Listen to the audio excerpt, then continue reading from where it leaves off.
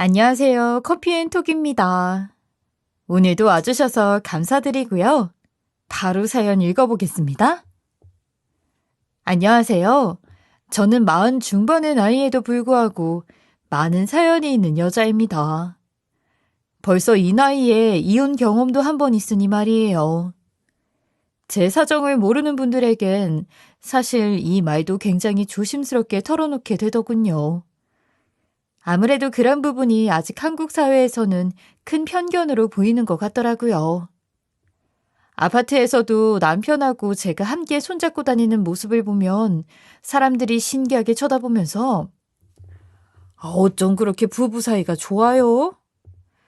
아유, 남편이 누구 챙겨 다니는 걸 좋아해서 그래요. 아우, 산책을 해도 손을 꼭 잡고 다니고 보기 좋아요. 내가 우리 남편한테도 보고 배우라고 했어요. 사장님도 좋으시던데요. 우리 둘의 모습을 좋게 봐주더라고요. 그러다 우연히 자주 만나던 윗집 아주머니와 남편하고 만난 이야기를 하다가 40 넘은 나이에 결혼했다는 걸 설명하려니 그 전에 이혼 이야기를 빼놓을 수가 없더라고요. 괜히 제가 숨기는 것 자체가 부끄러운 일로 생각하는 것 같아 남편하고 전 그런 부분에 대해 애써 감추진 않았어요. 근데 왜 그렇게 늦게 결혼했어요? 그래서 말을 꺼내고 나면 돌아오는 반응은 한결같았죠. 한 번 다녀오셨구나. 네, 이런저런 일이 많아서 늦게 만났죠. 어머나, 남편분이 다시 보이네요. 대단하시네. 네? 솔직히 다른 남자하고 볼장 다 보고 살다가 나온 거나 마찬가지인데 그런 여자 누가 반기겠어요.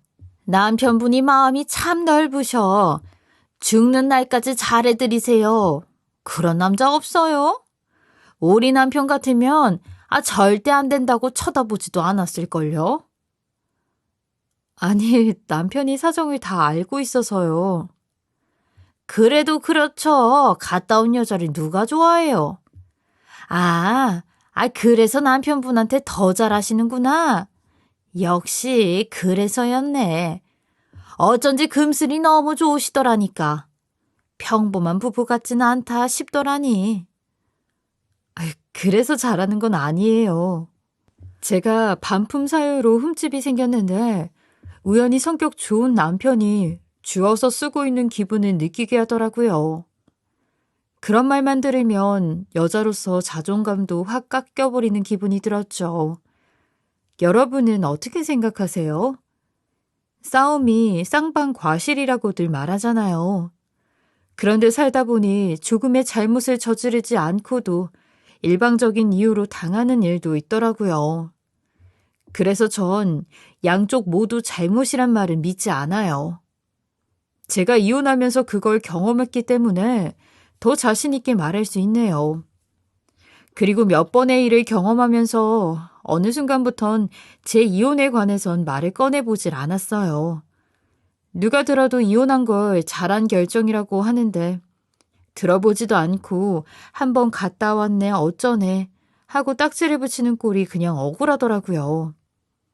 결혼했을 때 당한 억울함을 다른 사람들에게 또다시 겪는 기분이라 그 이후론 저를 지키기 위해서라도 감추기 시작했는데 얼마 전에 일어난 일로 옛날의 감정을 다 매듭짓게 된 것 같다는 생각이 들어서 사연을 써보려고 합니다. 이제야 저도 속 시원히 제 과거를 말하고 지나간 일로 보낼 수 있게 된 것 같네요. 제가 처음으로 결혼을 했던 건 30살이 됐을 때예요. 3년 정도 연애를 하고 저보다 1살 많았던 전 남편은 결혼을 서두르는 편이었는데 도리어 저희 집에서 20대에 일찍 가버리는 건 나중에 후회할 수도 있다고 조금만 더 만나보라고 권유를 하셨죠. 그래서 결혼하고 싶은 마음이 컸던 남편을 제가 설득하고 미루고 미뤄서 딱 30이 되던 해에 결혼했어요. 사실 이때까지는 양가 부모님과 몇 차례를 만나고 여행까지 가는 과정이 있었는데도 양의 탈을 벗지 않고 있어 전혀 모르고 있었죠. 지금 생각하면 사기 결혼으로 신고를 해도 될 정도인데 말이죠. 초반에 시어머니는 딸이 없는 집이라 저를 애지중지 대해주시더라고요. 작은 행동 하나도 조심스러워했죠. 내가 이런 걸 줘도 괜찮으려나? 네? 어머님 보석함을 품에 안고 오더니 젊은 시절에 내가 끼던 건데 유행이 지나서 그런가 괜히 마음에 안 드는데 주는 거면 좀 그럴까 봐서. 그래도 이거 우리 경수 결혼할 여자 생기면 내가 주고 싶었거든. 어때? 아, 어머니가 주시는 거면 너무 좋죠. 예쁜데요, 그리고. 그래? 정말 마음에 들어? 저한테 이렇게 귀한 걸 주셔도 돼요? 우리 며느리가 더 귀하지. 이깟 반지가 뭐라고. 감사합니다, 어머니. 이제 난 아무것도 없어. 다 줘버려서. 본인이 평생 갖고 있던 것까지 저에게 다 주고 싶다며 정리를 하더라고요. 그때는 비싸고 좋은 거라기보단 이렇게 의미 있는 걸 제게 주려고 하는 마음 자체에 감사함이 더 컸어요. 어머니, 저 때문에 보석함도 텅 비웠네요. 제가 나중에 어머니한테 꼭 좋은 것 해드릴게요. 괜찮아. 꾸미고 다닐 나이도 지났는데. 그래도 어머니 여전히 고우신데요. 그래? 정말로? 네. 아들들은 죽어도 이런 말 안 해주는데 역시 딸이구나. 나도 딸 생긴 기분이라서 너무 좋아 요즘. 저도 어머니가 너무 잘해주셔서 감사할 따름이에요. 결혼해서도 우리들이 이렇게 자주 보고 그러자. 알았지? 이제 며느리 말고 내 딸도 하는 거야. 응? 워낙 말도 조곤조곤하고 차분한 분이라 어머니 말대로 결혼해서 이대로만 지내면 아무 문제가 없을 거라고 정말 완벽하게 속아 넘어갔죠. 그리고 이런 모습을 보며 친정엄마가 질투를 느끼기도 했어요. 사도는 왜 너를 딸이라고 불러? 어머니가 딸이 없어서 며느리보다 딸이라 생각하고 싶다 그러더라고. 나도 그래 주시면 더 편하고 좋으니까. 아무리 그래도 며느리랑 딸이 같아진다니. 왜 엄마 서운해서 그래? 딸은 딸이고 며느리는 며느리지. 참 희한한 집이네. 그럼 나도 사위 말고 우리 아들 그런다고 생각해봐. 그럼 기분 안 좋다고 할걸? 나 때문에 질투 느끼는 거야? 전화 올 때마다 딸딸하는 게 이상해서 그렇지. 엄마야, 너 시댁에서 사랑받고 잘만 살면 뭐 걱정이 있어. 그런데 식을 올리고 난 뒤부터 가면이 조금씩 벗겨지면서 진짜 얼굴이 보이기 시작했죠. 친정엄마 말대로 딸은 딸이고 며느리는 며느리인데 말이죠. 하루는 신혼집 정리로 정신없던 저에게 연락이 와서 잠깐 집에 좀 와. 나 몸이 아파. 어디가 아프신데요? 병원 가셔야 하는 건 아니에요? 그 정도는 아니고 경수 걱정하니까 너만 와 일단. 저는 그 말에 정리하는 것도 다 뒤로 하고 택시를 타고 시댁으로 갔죠. 그런데 도착해보니 아프다는 어머니가 낄낄거리며 드라마를 보고 있더라고요. 강냉이를 씹으며 너무나 한가롭게 말이죠. 어머니 아프시다고. 아파 죽겠다 나. 어제 등산 갔다 왔는데 발바닥이 너무 아파. 욱신욱신해 아직까지. 발바닥이요? 당장이라도 쓰러질 것처럼 끙끙거리는 소리로 전화할 땐 언제고 고작 발바닥 아파서 절 부른 게 황당하기 그지없었죠. 30분만 주물러 주고 가. 정성스럽게 해. 그리고 무슨 하인 부리듯이 자연스럽게 행동하더라고요. 예. 그리고 뒤꿈치에 각질도 좀 벗겨내. 딱딱하더라. 네? 하는 김에 다 하면 좋잖아. 시어머니 발 만지는 것도 설마 못하겠다고 빼는 건 아니지? 어디 가서 이런 것 받으면 5만 원씩 부르더라고. 아유, 아깝잖아. 아니, 그래서 지금 절 부르신 거예요?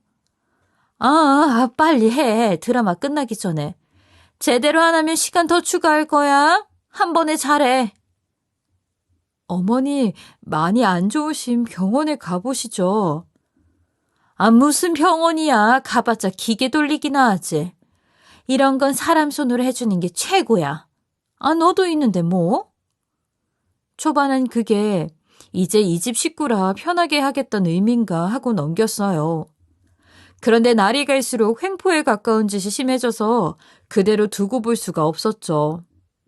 아침부터 집으로 찾아와서 쇼핑백 하나를 던지더니 야, 이거 돈으로 바꿔와. 네? 이 옷을요? 이거 내가 몇 주 전에 산 건데 아무래도 색이 별로야. 내 얼굴에 안 받아 색이. 환불해야 할 것 같아서. 근데 내가 택도 버리고 영수증도 잃어버렸어. 그러니까 네가 가서 잘 설명해. 그리고 무슨 말하면 무조건 아니라고 잡았대. 딱 봐도 몇 번은 입어서 축 늘어진 옷을 환불받아오라며 억지를 쓰더라고요. 2시간 가까운 거리로 왔다 갔다 하는 것만으로도 짜증나는데 이런 말도 안 되는 일을 떠넘기는 게 더 싫었죠. 저 어머니, 이 옷 몇 번 입으신 것 같은데. 입었지. 입고 보니까 안 어울리는 걸 알지.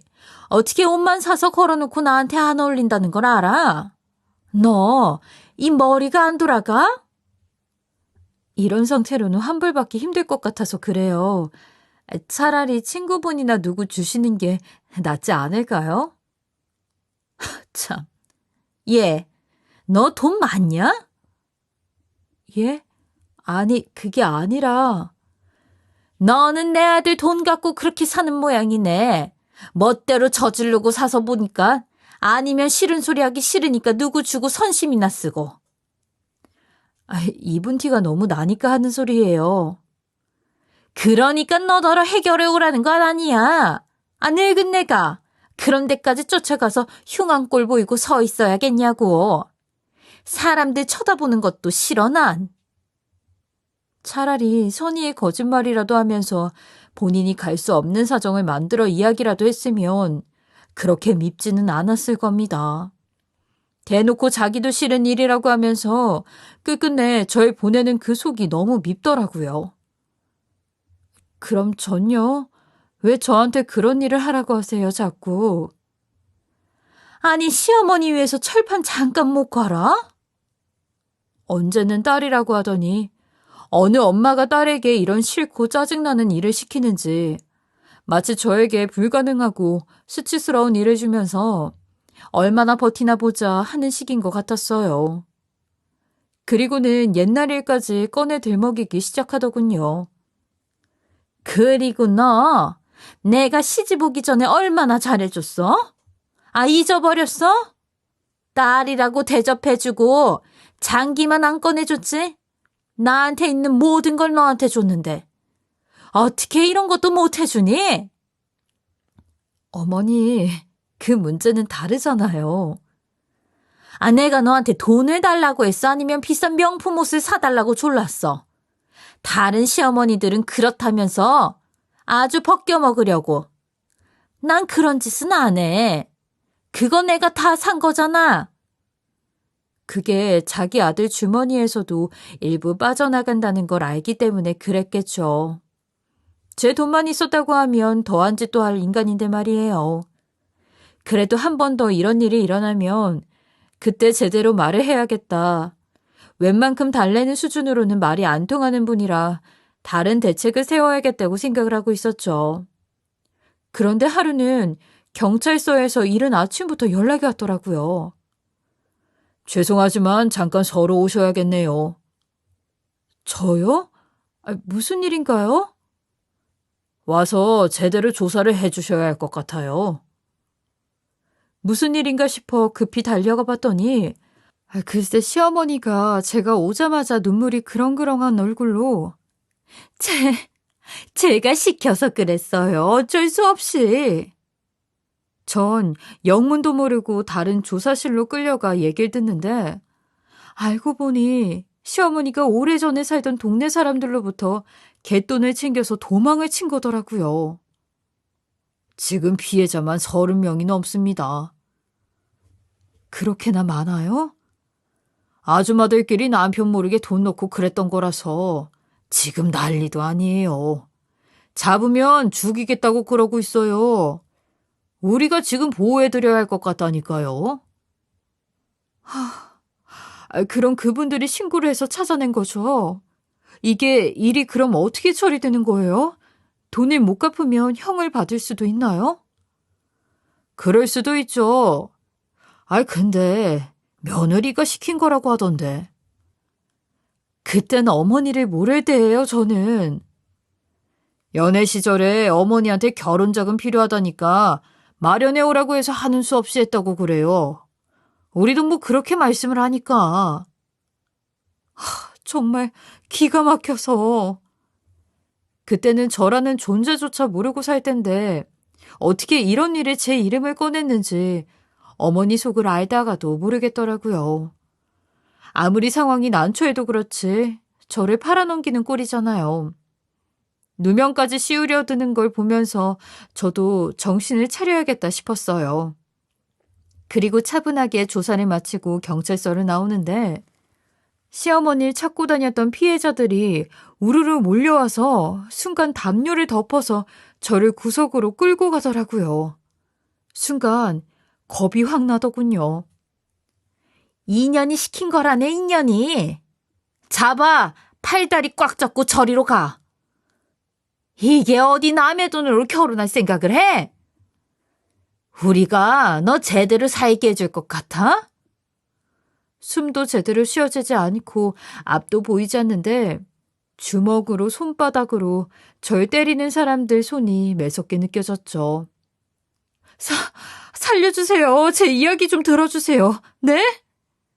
저는 그 안에서 사람들에게 구타를 당하면서도 한 번은 이 일을 해명하고 싶다는 생각이 들었어요.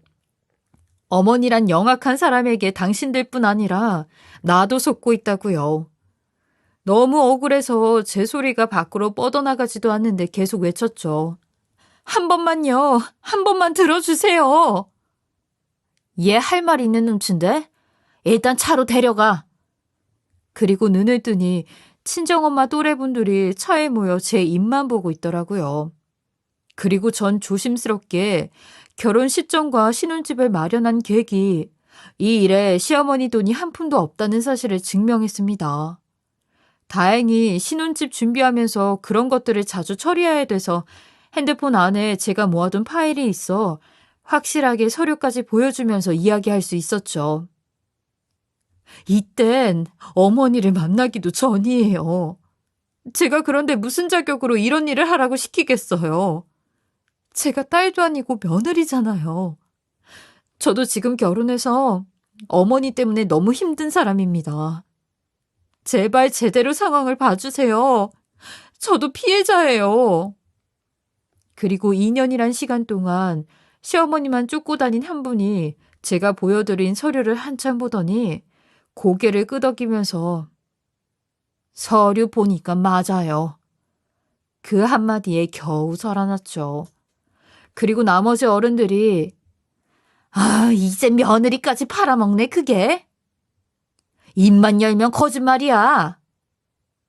그리고 아가씨, 우리가 금방 한 짓은 너무 미안해요. 실은 우리도 이게 남편들 모르게 모으고 그런 돈인데 지금 몇 사람은 자식들 돈도 있어요. 못 찾으면 가족들도 못 보고 사는 거야.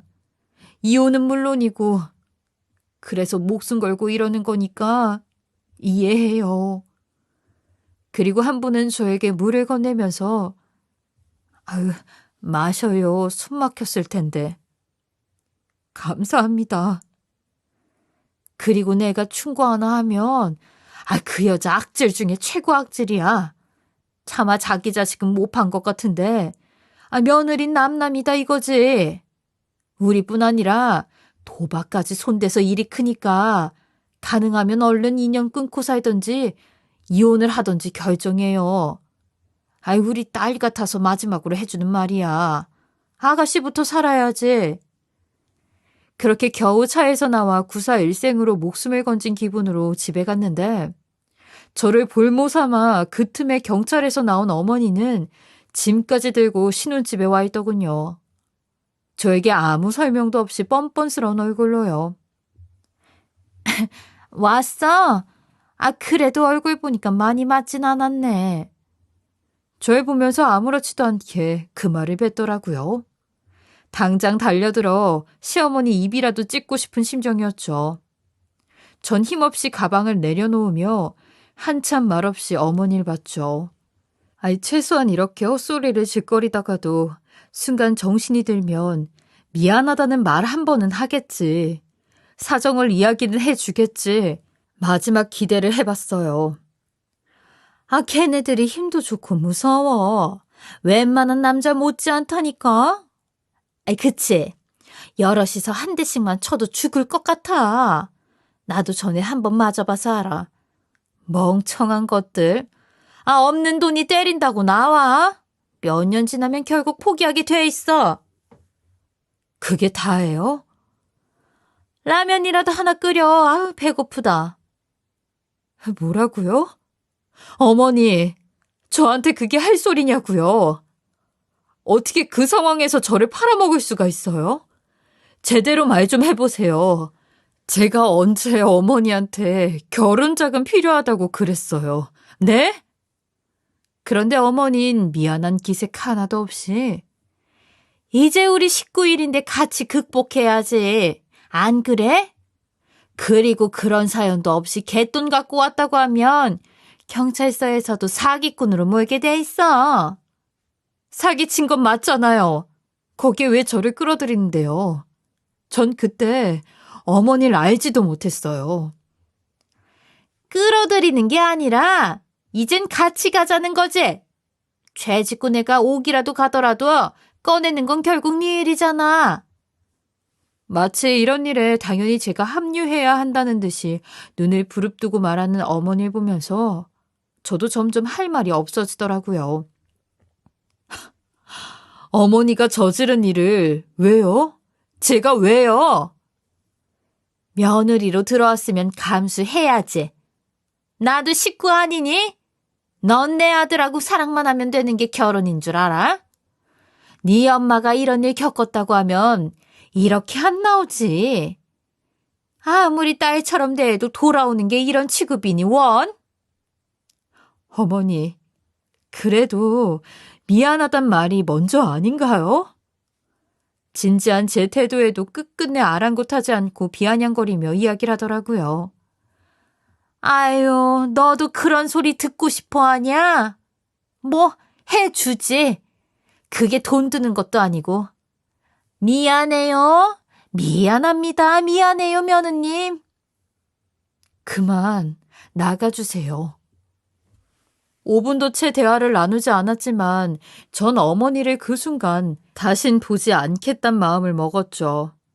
아니, 먹은 게 아니라 그렇게 만들게 했어요. 그 여자 짓이. 어딜 가? 나 집에 가면 잡히는데. 그럼 어쩔 수 없네요. 이 방법밖엔. 그리고 저는 라면 끓여 먹고 앉아있는 어머니를 아까 만났던 분들에게 주소를 알려주며 당장 데려가라고 문자를 보냈습니다. 제가 처리하는 것보다 그분들이 끌고 가주는 게 훨씬 빠르겠더라고요. 어쩌면 경찰 며느리 아들, 이런 사람들 등 뒤로 숨어서 자기가 한 짓을 교묘하게 나눠 가지려는 속셈이 보였으니까요. 남편이고 뭐고 저를 팔아먹는 와중에 이런 짓은 세 발의 피란 생각이었죠. 현관문을 연 순간 우르르 몰려온 피해자들이 어머니를 그대로 데리고 갔고 그날 이후로 남편과의 이혼까지 다다르게 됐죠. 물론 전 남편은 저를 이해한다고 했지만 직접 피해자들에게 어머니를 넘긴 사람이 저인데 그게 어디 말처럼 이해가 쉽겠어요. 우리 사이도 전과 같을 순 없다는 걸 알았죠. 무엇보다 시어머니와의 관계를 끊을 수 있는 유일한 방법이었으니 그 길을 택할 수밖에요. 그렇게 이혼의 상처를 안고 지내던 중 운동이라도 할 생각으로 친구가 하고 있던 골프 연습장에 다니게 됐고, 거기서 지금의 남편하고 처음 만나게 됐어요. 사실 제 형편이 골프를 칠 수준까지는 안 되어서 과욕이란 생각이 들긴 했는데 친구의 설득에 못 이겨 나가게 됐어요. 필드에 나가는 게 돈이 들지 강습은 무료로 해주겠다고 해서 그러기로 했죠. 뭐든 몸이라도 움직이는 게 필요하다는 생각이었거든요. 그런데 갈 때마다 온 회사 사장, 대표가 모여 있으니 그런 점이 너무 불편하더라고요. 제가 거기서 무슨 명함을 내밀겠어요. 항상 한 발 뒤에서 조용히 연습만 했죠. 그런데 지금의 남편이 먼저 다가 음료수도 건네고 인사를 하며 말을 붙이더라고요. 꾸준히 연습하러 오시네요. 아, 네. 친구가 여기 선생님으로 일을 했어요. 와, 좋은 친구 두셨네요. 필드는 안 나가시고요. 제가 거기까지는 아직 골프채도 빌려서 쓰는데요. 솔직해서 좋네요. 여기 폼 잡으러 오는 인간들이 너무 많아서 저도 나가기 싫거든요. 네, 저도 그래서 그냥 구석에서 조용히 쳐요. 그럼 필드 말고 카페에서 커피 한 잔은 괜찮으세요? 저, 저하고요? 아니, 동네 사람하고 인사만 하고 지내도 아는 사이인데 부담 없이 더우니까 한 잔 하시고 가세요. 불편하시면 거절하셔도 됩니다. 무조건 어딜 가자 하고 생떼 쓰는 사람들도 많았는데 남편은 항상 무슨 말을 하고 나면 정중하게 그 끝에는 거절하셔도 됩니다 하는 말을 붙이더라고요. 그게 사람이 참 자신감도 있고 좋아 보였어요. 그리고 한번 커피를 얻어 마시고 나니 저도 갚아야겠다 싶어서 나중엔 제가 사고 그렇게 만남이 이어지다 보니까 사람이 참 진국이란 생각이 들더라고요. 그리고 의사라는 직업도 단순히 공부만 집요하게 해서 해낸 게 아니라 굉장한 사명의식이 있는 사람이었죠. 솔직히 큰 대학병원에서 일하는 거엔 관심 없어요. 그게 폼은 나지만요. 왜요? 제일 많이 아픈 사람이 노인들 많은 곳인데 솔직히 그런 곳에 병원이 많아야 하거든요. 이런 카페처럼 곳곳에 잘 봐주는 의사가 많아야죠. 그래서 나이 들면 무조건 시골로 내려가서 제가 필요한 곳에 있으려고요. 돈이야 많아도 잘 쓰는 게 중요하지. 많이 모으기만 하는 건 의미도 없더라고요. 참 건강하시네요, 생각이. 그리고 저도 무슨 용기인지 그 사람 앞에 오래도록 혼자 갖고 있던 이야기를 꺼냈죠. 참, 시작하기가 힘든 얘기네요. 저 이혼했거든요. 그래서 친구가 몸이라도 움직이라고 끊어준 거예요. 그럼 제가 더 다가가도 오해 살 일 없겠네요. 하하. 제 무거운 이야기를 가볍게 농담으로 받아치는 남편을 보고 함께 웃었죠. 그리고 말 그대로 남편은 전보다 더 적극적으로 제게 다가와줬고 이혼 후 결혼이라면 아주 학을 떼게 됐던 제가 다시 생각을 바뀌게끔 해주었어요. 부끄럽지만 마흔이 된 나이에 좋으면 좋은 대로 다 표현하는 것도 쉽지 않은 일이었죠. 그래도 다정하게 제 손을 잡고 다니는 걸 부끄러워하지 않는 남편 덕에 저도 그런 표현을 배운 것 같아요. 그렇게 예전 기억이 행복으로 뒤덮여가고 있었죠. 그리고 종종 남편 병원에 오시며 필요한 것들을 챙겨주러 갈 때가 있었어요. 그날도 수술이 많이 잡혔다고 연락이 와 짐을 싸서 갔죠. 자주 보던 간호사들하고는 인사를 하긴 했는데 그날따라 당직 간호사를 처음 보는 얼굴이 많아서 저도 어색하게 서서 남편을 기다리고 있었어요. 그런데 저 멀리서 익숙한 목소리가 들리더라고요. 돌아본 순간 옛날의 그 끔찍한 악몽이 그대로 떠올랐습니다. 저를 팔아먹던 뻔뻔한 인간이 떡하니 서 있더라고요. 7년 만인데도 변한 건 하나도 없더라고요. 얼굴에 심술이 덕지덕지 붙은 것 말고는요. 그리고 급히 오느라고 화장기 없이 온 저를 보더니 비꼬며 인사를 건네더군요. 아이고, 이게 누구신가? 식구 팔아먹은 인간 아니야? 얼굴색이 안 좋으시네? 기억력 안 좋으셔서 오셨나 보네요. 뭐? 치매는 아니시죠? 근데 왜 기억을 잘 못하시지? 남 팔아먹은 건 본인 아니던가? 재수없는 소리하고 앉았네. 너도 아픈 모양이지? 아, 잘됐다. 하늘에서 제대로 일 좀 했네. 이런 인간이 아파야지. 넌 내일 당장 죽어도 돼. 뭐라고요? 내 앞에서 그 말하기 부끄럽지도 않아요? 어디 그리고 악담을 해 지금. 누가 누구한테 할 소리야. 난 오늘로 치료 끝이다. 가서 이제 너 죽을 병 걸리라고 기도라도 해야지. 남한테 그런 짓 하고 잘 살 줄 알았어? 다 돌아오게 돼 있어. 평수발 들어줄 사람이나 있고. 당신이나 조심하고 살아요. 남 걱정하지 말고. 저는 예전과 달리 한마디도 지지 않았죠. 야, 너 밥이나 먹고 사냐? 나이가 몇 살인데 아직도 부모 밑에서 한심하게. 하기야, 너 같은 걸 누가 데려가 산다고 하겠어. 사람들이 안 그러냐? 이혼한 것 알면 왜 그런지 알겠다고 하지? 내가 너 전국에 얼굴 알리지 못한 게 평생 아니야. 아, 그래요? 그건 저도 마찬가지인데. 그렇게 악담을 퍼붓고 있는데 제 뒤에서 남편이 보낸 간호사가 제게 뛰어오더니 사모님, 제가 연락을 늦게 받았어요. 짐 주세요.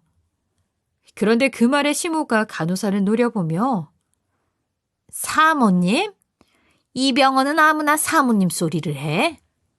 경우 없게 우리 둘 대화에 끼어들더라고요.